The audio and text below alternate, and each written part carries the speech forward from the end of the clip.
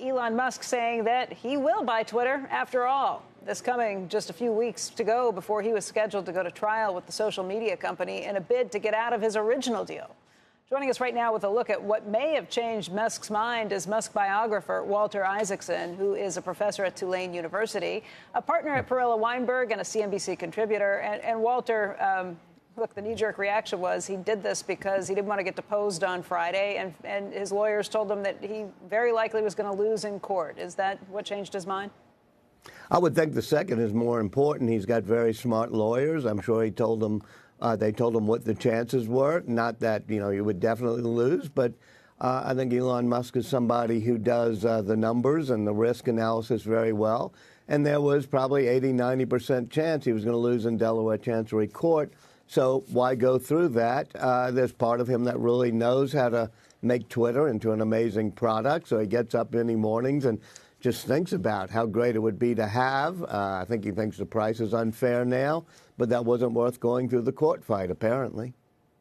What does he do next? He's given us little hints here and there, but what's your best guess with Twitter? Well, I think in the future, what he would love to do with Twitter is what he started to do many years ago when he was very young in the 1990s, when he created X.com. And he said that this morning in his tweet, and he's been talking about it. X.com was a payment system. It evolved into what is now PayPal. His friend and enemy, Peter Thiel, eased him out of being the CEO of PayPal.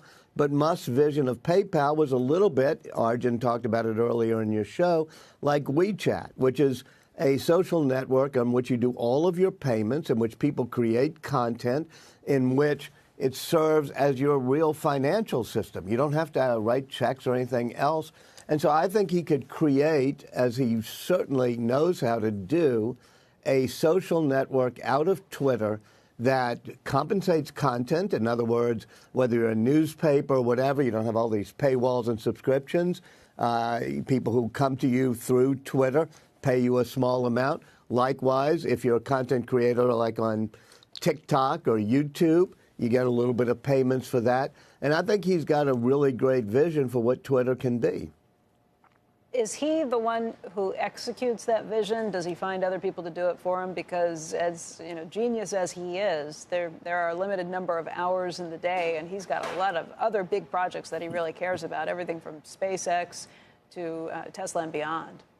Yeah, I think that's the billion-dollar question, which is he is not perfect at delegating and letting other people run things hands off.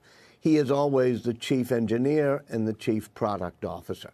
So, yes, there'll be people who will manage the business.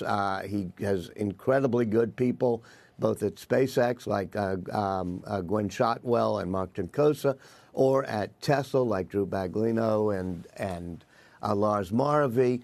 These are people who can help him run the business. But he is every day at meetings about products at SpaceX, Boring Company, Neuralink, and Tesla.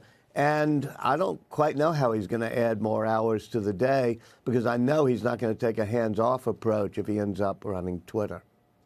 So what's his least favorite of all his favorite projects, if that's the case? If you're an investor in one of these other projects, which one has to watch out?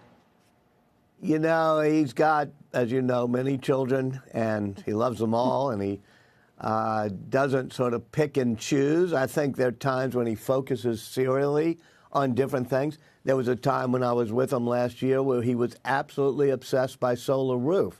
I climbed up on at least twice, and late at night, roofs of small houses in Boca Chica, Texas, ripping off tiles and putting on solar roofs. He is now focusing on other things. I suspect he'll go back to focusing on solar roofs. So he's able, I won't say multitask, but he's able to do multiple tasks in a given day. And this will just be another one. But I think that's something he thinks about, which is, how much will this take my mind off the mission, say, of getting to Mars? Shepard Smith here. Thanks for watching CNBC on YouTube.